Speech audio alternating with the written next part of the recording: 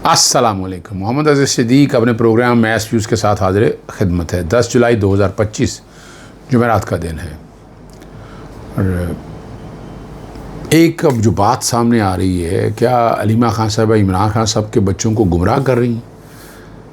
हंसाई जा सकता है, लेकिन ये बातें अब नुसरत जावेद ने कही हैं। देखते हैं क्या हो रहा है। और ब्रेन ड्रेन मुल्क में हो रहा है और इस साल या लेटेस्ट साल में कितने लोग मुल्क से बाहर चले गए। मारूंग बलोच और बलोच यकजहती कमेटी क्या कहना चाह रही है? इमरान खान साहब ज़ाती हैसियत में तलब कर लिए गए, पेश होते या नहीं होते ये अलग बात है। नुसरत जावेद ने दावा किया है कि जुमैमा खान अपने करीबी दोस्तों को बता रही हैं कि अलीमा खान मेरे बच्चों को बहका रही हैं, और ये रवायती सास बहू वाली बात लगती है। जुमैमा और अलीमा के आपस में नहीं बनती, ये सुनने में भी आता है। नुसरत जावेद का मज़ीद कहना है कि अलीमा खान मुखालिफ PTI ग्रुप कह रहा है कि चंद दिनों में ऑफशोर कंपनियों का जिक्र होने वाला है जिसमें अलीमा को मुलव्वस किया जाएगा, और वो मायूस होकर अपने भतीजों को कह रही हैं, बहना प्रेशर बिल्ड कर रही हैं, लेकिन जवान ने दमानी रास्ता अपनाया। पहले भी ऐसी हवाएं उड़ाती रही कि अलीमा खान बुशरा बीबी से नहीं बनती। ये सारी बातें अब सारा कुछ सामने आ चुका है, मैं इनमें कोई बात नहीं करना चाह रहा। और अली अमीन गंडापुर के ज़रिए उन्हें जेल भिजवाया है, और नुसरत जावेद साहब कह रहे हैं कि वो अपने भतीजों को बहका इस्तेमाल कर रही हैं। हालांकि नुसरत जावेद ने ख़ुद एक बार कहा था कि बुशरा बीबी और अलीमा खान टिच बश्तों की तरह हो गई हैं। इमरान खान को इन पर एतमाद आ गया है। अब अगर जुमैमा मुतमन है ही नहीं और इमरान खान साहब की लद भी हो चुकी है, तो उनको पाकिस्तान भेजने का कोई जवाज़ बनता ही नहीं है। ना ही इमरान खान मौरूसी सियासत का कायल है कि अपने बच्चों को सियासत में मनसब देना है। और जुमैमा ये मैं उनको नुक्ता नज़र बयान कर रहा हूँ, अपनी बात मैं बाद में करूँगा। जुमैमा इस बात का बरमला इजहार भी कर सकती हैं। वैसे ये अजीब बात है कि इमरान खान अपने बच्चे नहीं कुर्बान कर सकता अपने नज़रिए के लिए, इससे बात गिरफ्तारी तक जा पहुँची है। लेकिन ये एक बात याद रखिएगा जो समझना बड़ा ज़रूरी है। आप सिर्फ इतना देख लें कि बच्चों का जब कहा गया पाकिस्तान आने के लिए, पाकिस्तान मुस्लिम लीग नून की हालत क्या हो गई। एक एक लीडर उनका परेशान हो गया। यानी वजह ये है, इस वक्त हजबनी बना हुआ है, बदमाशियाँ चल रहा है, काबू आया हुआ है, सारा निज़ाम उनके हाथ के अंदर है। तो इस वक्त अगर सलमान और बच्चे अगर आ जाते हैं तो ये तो तस्वीर ही बदल जाएगी। ये बता दूं मैं आपको वजह क्या है। बच्चों के नाम पर केस कोई नहीं, बच्चों के नाम, अब बच्चों को पकड़ना इतना आसान काम नहीं। ब्रिटिश पाकिस्तानी है। और दूसरा, ये मौरूसी सियासत नहीं है। मैं नहीं ये समझता कि ये मौरूसी सियासत है। मौरूसी सियासत वो है कि जब आप ओहदे दें, जब आप उन्हें कोई MNA MPA बना दें, आप कोई एडवाइज़र बना दें, या आपको सियासी जमात के अंदर कोई ओहदा दे दें, फिर तो समझ में आती है कि ये मौरूसी सियासत की तरफ बात जा रही। लेकिन ये मौरूसी सियासत मुझे तो नज़र नहीं आ रही है। और मैंने तो बरमला इजहार भी कल हम न्यूज़ के प्रोग्राम में आदिल अब्बासी के साथ मैंने बड़ी वजाहत के साथ ये बात बताई है।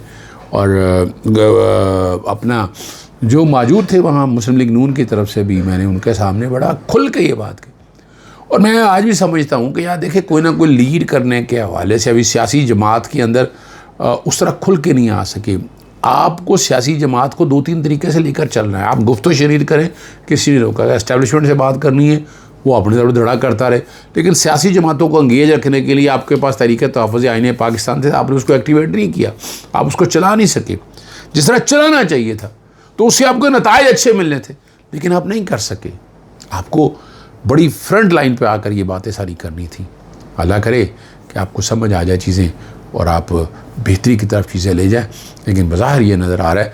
लेकिन याद रखिएगा, पाकिस्तान तहरीक इंसाफ जिस दिन सड़कों पर निकल आई, उस दिन पाकिस्तान तहरीक इंसाफ के और इस मुल्क के हालात बदल जाएंगे। क्या ये भी ब्रेन ग्रीन है? पाकिस्तान को छोड़ने वालों की तादाद में रिकॉर्ड इजाफा हुआ। तकरीबन 60,000 पाकिस्तान मई में बैरून मुल्क काम की तलाश में मुल्क छोड़ गए। ये शुमारियात अप्रैल से 12.7% ज़्यादा हैं, जो इस साल के पिछले 5 महीनों में 2,85,000 से ज़्यादा लोग मुल्क छोड़ चुके। अगर मुल्क दुरुस्त सिमत जा रहा है तो फिर इतने सारे लोग अब भी काम ढूंढने की खातिर क्यों बाहर जा रहे हैं? बताएं ना आप ज़रा। इस अखराज का कोई राज नहीं। ये आला प्रवास करने वाले बैंकर और सिलिकॉन वैली इंजीनियर्स नहीं हैं जो टैक्स या कोई बेहतर स्कूलों की तलाश में। ये हुनरमंद, नीम हुनरमंद और गैर हुनरमंद कारकुन हैं। उनमें से बहुत से तरबियत याफ्ता और रियासत की तरफ से सब्सिडी याफ्ता लोग हैं जिन्हें अब यकीन नहीं है कि वो अपने मुल्क में बावकार ज़िंदगी गुजार सकते हैं। पंजाब में निस्फ से ज़्यादा नकल मकानी होती है और खलीजी मुल्क बुनियादी जो है ना मंजिल बनी हुई है। ये कतई तौर पर घरेलू मौक़े पर एतमाद का इशारा नहीं है। एक बात मैंने शुरू में कही थी, बलोग यकजहती कमेटी के लीडर्स भी इस वक्त तरीन फसायत का शिकार हैं। सिमीदीन बलोच के मुताबिक जब से डॉक्टर मारंग बलोच और बेबो बलोच और गुलजारी बलोच को गुज़श्ता रोज़ कोयटा के सिविल लाइन थाने मुंतकिल किया, तब से उन्हें अपने अहल खाना से मुलाकात की इजाज़त नहीं दी गई। थाने को मुकम्मल तौर पर सील कर दिया गया। इसके बाद ज़ेर असर ख़वातीन रहनुमाओं की खैरियत और हिफाजत के हवाले से शदीद खदशात पैदा हो गए। कल पूरा दिन डॉक्टर मारंग, बेबो और गुलजारी के अहल खाना थाने के बाहर मुलाकात के इंतज़ार में खड़े रहे, लेकिन किसी को अंदर आने की इजाज़त नहीं दी गई। बेबो बलोच की वालदा जो ज़ईफ़ है और व्हील चेयर पर मौजूद थी, सारा दिन थाने के बाहर रहने के बायस बेहोश हो गई और उनकी तबीयत नासाज होगी। इसके अलावा बेबो बलोच, शाजी, सिबतुल्लाह और गफ़ार बलोच की मौजूदा लोकेशन ताहाल मालूम नहीं हो सकी। ख़दशा यही इज़हार किया जा रहा है कि उन्हें किसी जगह नामालूम मुकाम पर मुंतकिल कर दिया। लोग यही कह रहे हैं कि शदीद तशवीश है कि ज़ाहिर कारकुनों को दौरान हिरासत तशद्दुद या गैर इंसानी सलूक का निशाना न बनाया जा रहा। पावर सेक्टर की मायूस कुन कारकर्दगी जो है ना अब सामने आती जा रही है। सार्फिन के सर पर सैकड़ों अरब का इजाफी बोझ पड़ चुका है, मगर हुकूमत खामोश है। उसका अपना फ़ायदा भी है।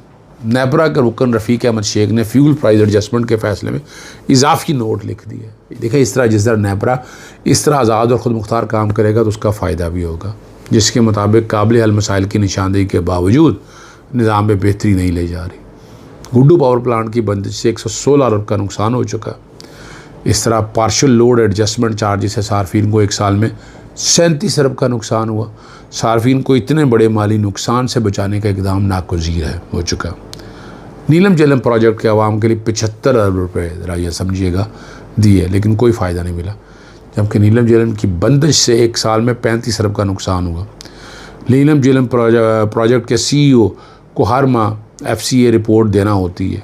बैक डिमांड पर उच्च वन और एंग्रो कादर पावर प्लांट्स बंद करना भी नाकाबिले फ़हम है।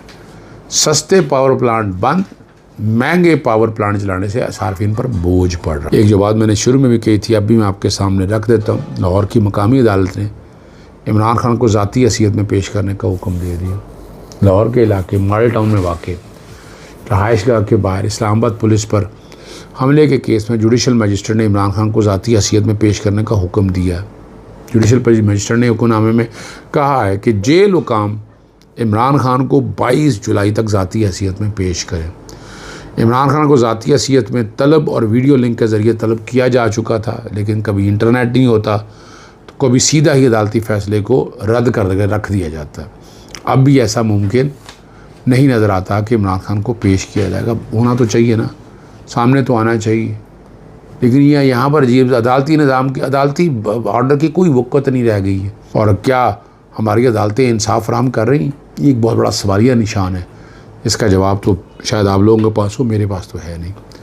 22 अप्रैल को लाहौर पुलिस ने एक ही दिन में रियासत मुखालिफ मवाद पीका के तहत 23 मुकदमा दर्ज किए, जिनमें इनफराद पर सोशल मीडिया के ज़रिए पाकिस्तान आर्मी, एक आला फौजी अहदेदार और वज़ीर आला पंजाब मरियम सफदर के ख़िलाफ़ नफ़रत अंगेज़ मवाद फैलाने का इल्ज़ाम है। तमाम FIRs प्राइवेट शहरियों ने दर्ज कराई।